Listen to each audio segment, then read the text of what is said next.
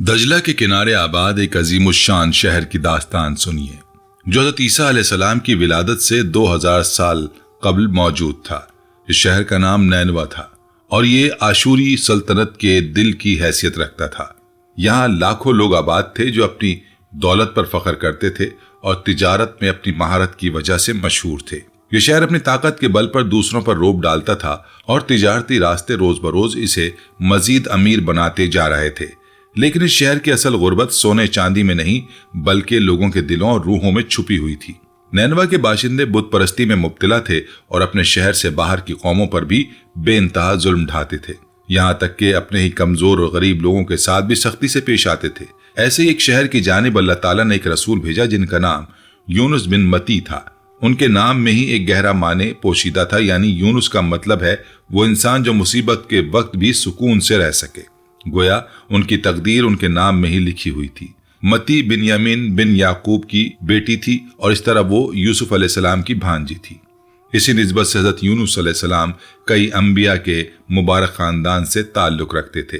جب حضرت یونس علیہ السلام نے اپنی قوم کو اللہ کی توحید کی دعوت دینا شروع کی تو انہیں دل پتھروں کی طرح سخت ملے۔ روز بروز گلیوں میں، بازاروں میں، گھروں میں وہ ایک ہی پیغام دہراتے رہے کہ بتوں کی عبادت چھوڑ دو، صرف اسی کی عبادت کرو۔ چاند، سورج اور ستاروں کو سجدہ نہ کرو اور اسے پہچانو جس نے سب کچھ پیدا کیا ہے۔ مگر نینوا کے لوگ دولت کے نشے اور غرور میں ڈوبے ہوئے حق کی بات سننے سے انکار کرتے رہے۔ 1 سال گزرا، پھر 10 سال، پھر 20 سال، 33 برس تک حضرت یونس علیہ السلام انہیں سچی راہ کی طرف بلاتے رہے اور 33 سال بعد صرف 2 لوگ ایمان لائے۔ صرف ایک عالم اور قاضی تھا اور دوسرا نہایت عابد گزار اور متواضع انسان۔ باقی سب نے حضرت یونس علیہ السلام سے کہا کہ ہمارے پاس فال نکالنے والے اتنے عالم اور اتنے فنکار موجود ہیں اور تم اکیلے کھڑے ہو کر کہتے ہو کہ ہمارے باپ دادا غلط تھے۔ تم ہمارے معبودوں کا انکار کرتے ہو، کیا تم ہمیں ایسی پابندیوں میں باندھنا چاہتے ہو جن پر آج تک کسی نے عمل نہیں کیا؟ وہ صرف اتنی باتوں پر ہی نہیں رکے بلکہ ہر ممکن طریقے سے حضرت یونس علیہ السلام کو تکلیف پہنچاتے اور انہیں برا بھلا کہتے تھے۔ حضرت یونس علیہ السلام نے اپنی قوم کو آنے والے وقت سے خبردار کرنا شروع کیا۔ انہوں نے کہا کہ ایک تباہی ہم پر نازل ہونے والی ہے، ایک عذاب آ رہا ہے اور سیاہ بادل جمع ہو رہے ہیں اور واقعی آسمان پر نشانیاں ظاہر ہونا شروع ہو گئیں۔ کالے بادل جیسے کسی غضبناک لشکر کی فوج ہو آہستہ آہستہ شہر کے اوپر جمع ہونے لگے۔ مگر نینوا کے لوگوں نے ان تنبیہوں کو نظر انداز کر دیا اور آسمان میں موجود نشانیوں کی پرواہ تک نہیں کی، الٹا وہ اپنے نبی کا مذاق اڑاتے رہے۔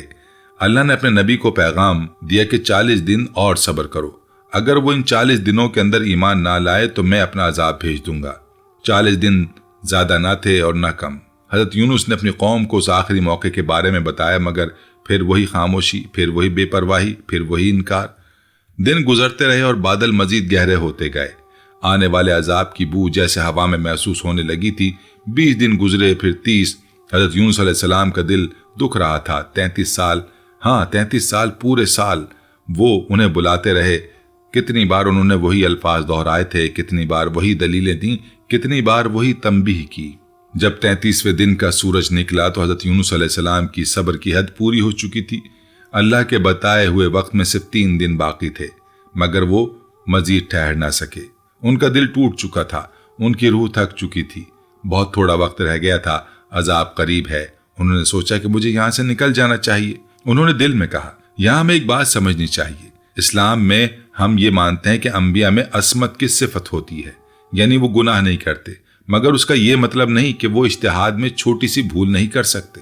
وہ انسان ہوتے ہیں اور کبھی کبھی اپنے رائے میں چھوٹی سی غلطی ہو سکتی ہے۔ ان دنوں میں آج کی طرح باقاعدہ کیلنڈر نہیں تھے۔ عذاب بہت قریب محسوس ہو رہا تھا، آسمان تاریک تھا۔ بہت سے اسلامی علماء لکھتے ہیں کہ نبی کو لگا کہ وہ اس جگہ مزید نہیں ٹھہر سکتے۔ انہوں نے یقین کر لیا تھا کہ عذاب ضرور آئے گا اور انہیں جانا چاہیے، ورنہ جو شخص 33 سال انتظار کر سکتا تھا وہ 3 دن اور بھی انتظار کر سکتا تھا۔ یوں اس رات وہ نینوا چھوڑ کر چلے گئے۔ تنہا اندھیرے میں وہ شہر سے دور جانے لگے۔ ان کا دل بھاری تھا، قدم سست تھے، مگر وہ یقین رکھتے تھے کہ عذاب آنے والا ہے اور وہ اسے دیکھنا نہیں چاہتے تھے۔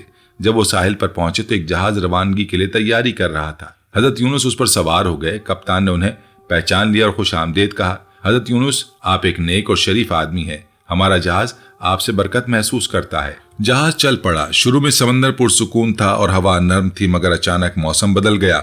हवा तेज हो गई और लहरें बुलंद होने लगी।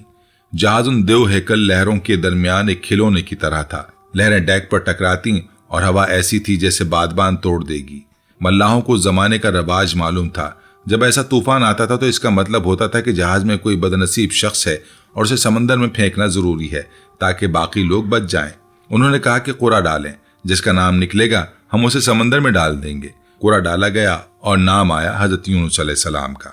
मल्ला हैरान रह गए। नहीं, हम यूनुस को जानते हैं, वो नेक और ईमानदार आदमी है, वो ये नहीं हो सकता। दोबारा कुरा डाला गया, दूसरी बार भी यूनुस।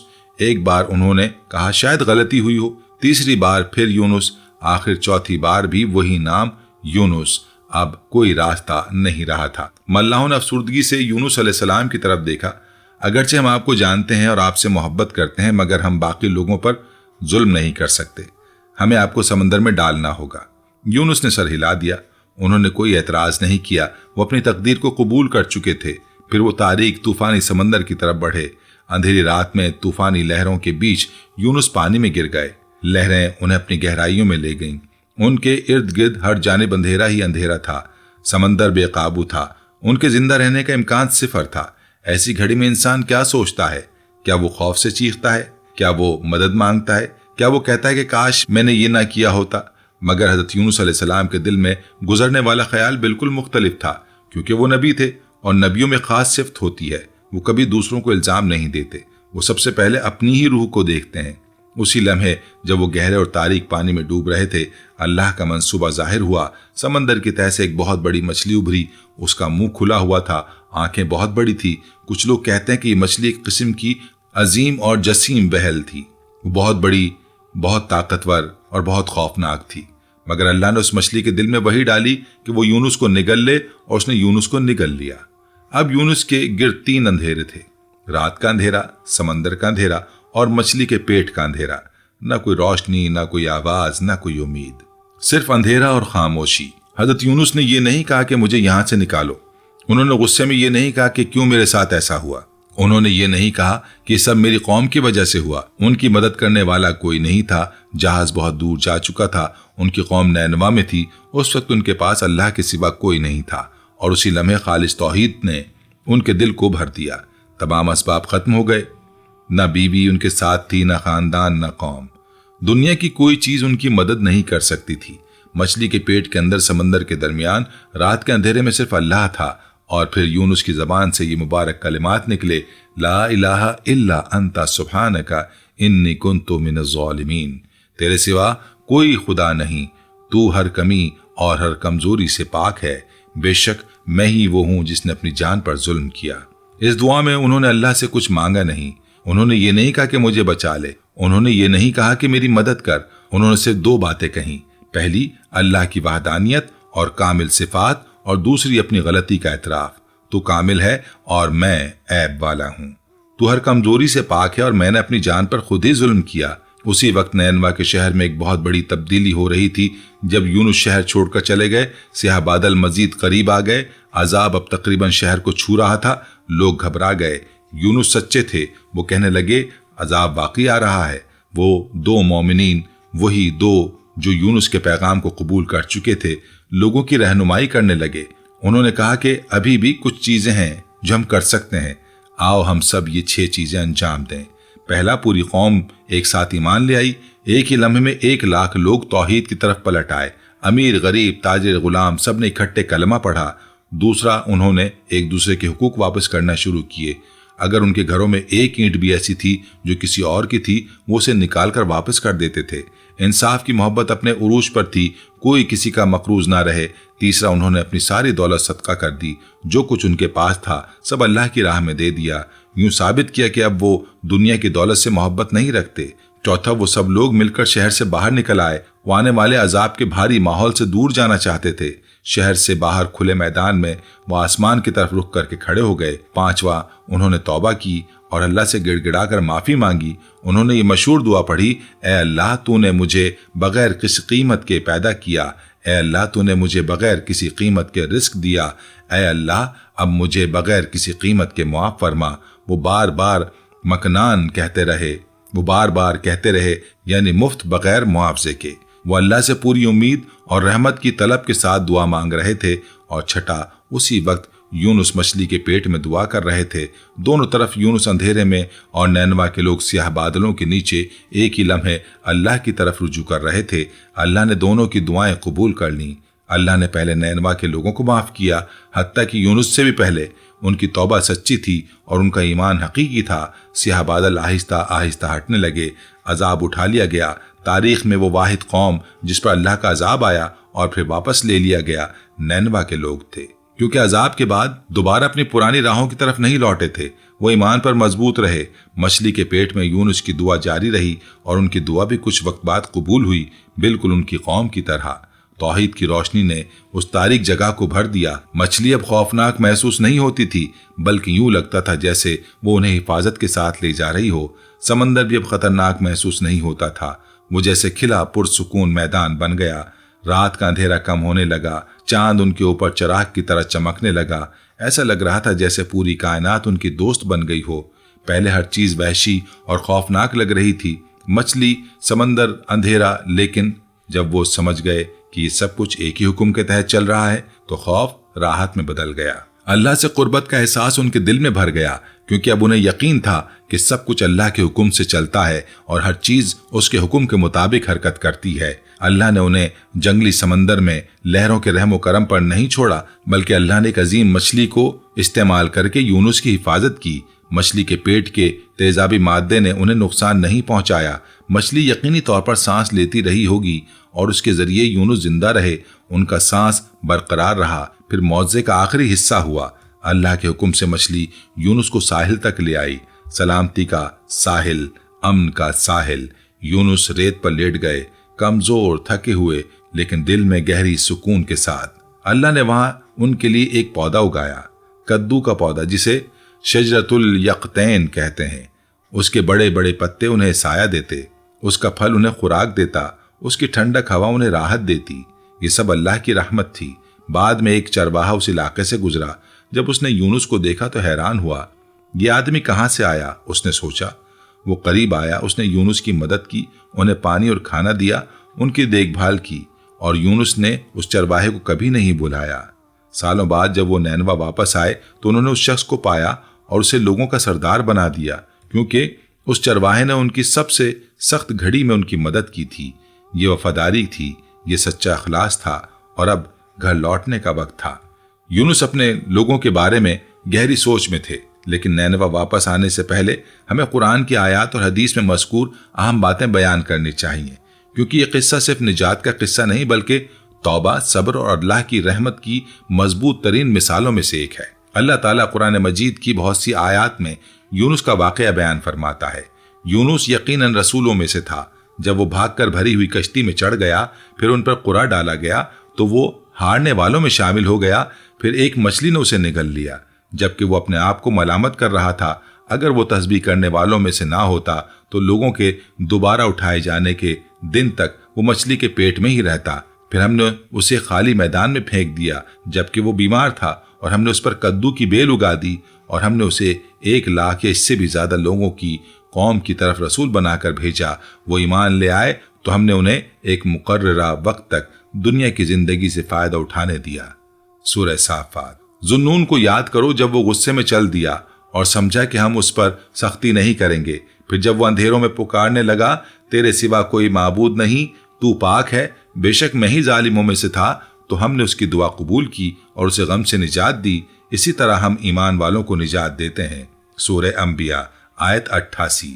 کوئی بھی بستی ایسی نہیں تھی جو ایمان لائی ہو اور اس کا ایمان اسے فائدہ بھی دیتا ہو، سوائے یونس کی قوم کے۔ جب وہ ایمان لے آئے تو ہم نے دنیا کی زندگی میں ان سے رسوا کرنے والا عذاب ہٹا دیا، اور ہم نے انہیں ایک مقررہ وقت تک فائدہ اٹھانے دیا۔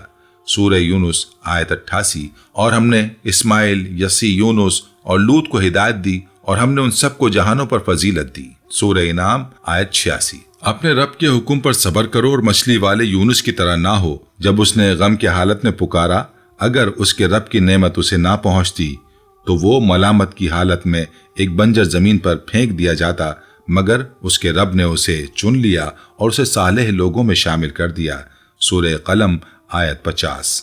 آیت 163، اور ہم نے آپ پر اسی طرح وحی نازل کی جس طرح نوح اور ان کے آنے کے بعد والے انبیاء پر نازل کی، اور ہم نے ابراہیم، اسماعیل، اسحاق، یعقوب، ان کی اولاد عیسیٰ، ایوب، یونس، ہارون اور سلیمان پر بھی وحی نازل کی۔ سورہ نساء۔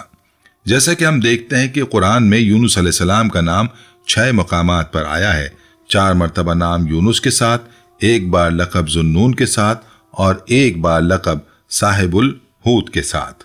ہمارے نبی محمد صلی اللہ علیہ وآلہ وسلم نے یونس علیہ السلام کے بارے میں بہت سی اہم باتیں فرمائی ہیں۔ ایک تواضع والی حدیث، نبی صلی اللہ علیہ وآلہ وسلم نے فرمایا، تم میں سے کوئی شخص یہ نہ کہے کہ میں یونس بن متی سے بہتر ہوں۔ یہ نبی صلی اللہ علیہ وآلہ وسلم کی یونس علیہ السلام کے لیے عظیم احترام اور ان کی عاجزی کو ظاہر کرتا ہے۔ 2، یونس کی دعا کی قوت۔ نبی علیہ الصلوۃ والسلام نے فرمایا کہ یونس علیہ السلام نے مچھلی کے پیٹ میں جو دعا کی تھی وہ بہت خاص دعا ہے۔ آپ علیہ الصلوۃ والسلام نے فرمایا، جو مسلمان بھی ان کلمات کے ساتھ دعا کرے اللہ اس کی دعا قبول کرتا ہے۔ ترمذی، احمد بن حنبل، مسند۔ 3، مصیبت سے نجات کی دعا۔ سعد بن ابی وقاص رضی اللہ عنہ بیان کرتے ہیں کہ نبی علیہ الصلوۃ والسلام نے فرمایا، اللہ کا ایک نام ایسا ہے جب کوئی اسے پکار کر دعا کرتا ہے تو اللہ قبول کرتا ہے، اور جب مانگتا ہے تو اللہ دیتا ہے۔ یہ نام یونس بن متی کی دعا میں ہے۔ سعد نے پوچھا، کیا یہ صرف یونس کے لیے ہے؟ یہ تمام مسلمانوں کے لیے؟ نبی علیہ الصلوۃ والسلام نے فرمایا، یہ یونس کے لیے بھی ہے اور ہر اس مومن کے لیے بھی جو اس کے ذریعے دعا کرے۔ اسلامی روایت سے دلچسپ تفصیلات صحیح حدیث سے ثابت نہیں مگر تفاسیر و تاریخ کی کتابوں میں آتی ہیں۔ ان کا مقصد کہانی کو مزید خوبصورتی اور سبق دینا ہے۔ 1، 3 اندھیرے۔ بعض تفاسیر میں ہے کہ یونس 3 اندھیروں میں تھے، رات کی تاریکی، سمندر کی تاریکی، مچھلی کے پیٹ کی تاریکی۔ انہی اندھیروں میں ان کی دعا آسمانوں تک پہنچی۔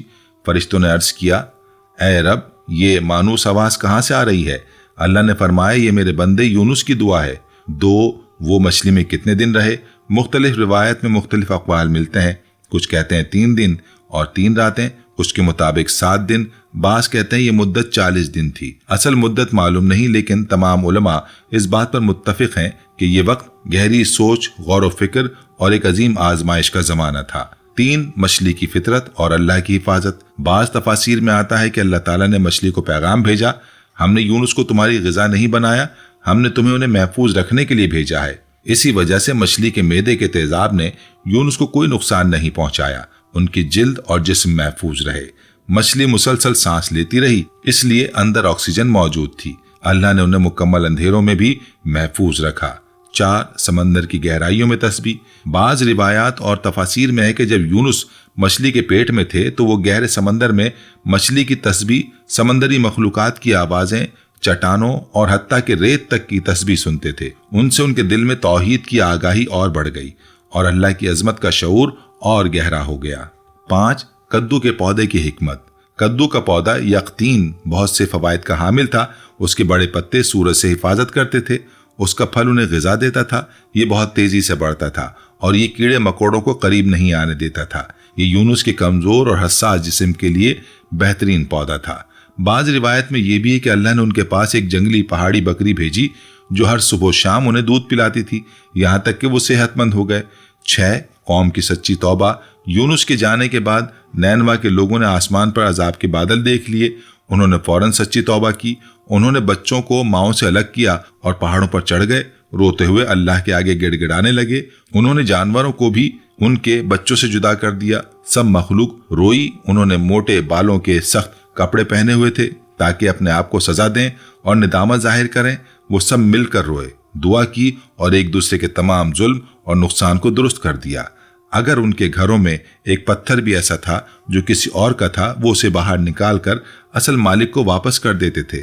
یہ سچی توبہ اللہ نے قبول فرمائی۔ بعض روایت کہتی ہیں کہ عذاب عاشورہ کے دن ٹال دیا گیا، اور کچھ کہتے ہیں کہ یہ واقعہ بدھ کے دن 15 شوال کو پیش آیا۔ 7، نینوا کے بادشاہ کے ساتھ تعلق۔ اس وقت نینوا ایک کافر سلطنت تھی اور اس کا بادشاہ داراکن کہلاتا تھا۔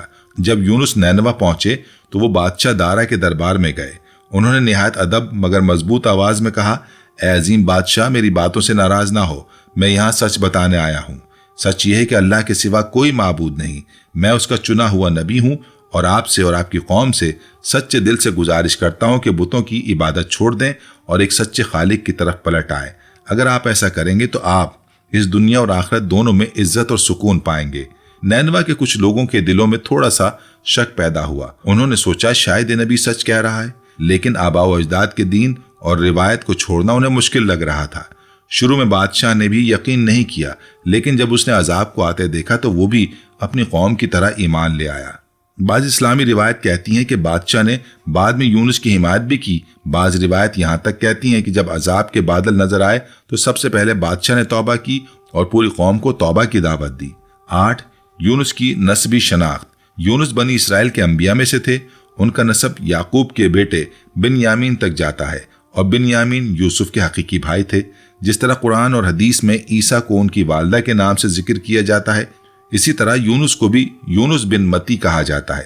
بعض کہتے ہیں کہ متی ان کی والدہ تھیں، مگر زیادہ تر علماء کے نزدیک متی ان کے والد تھے۔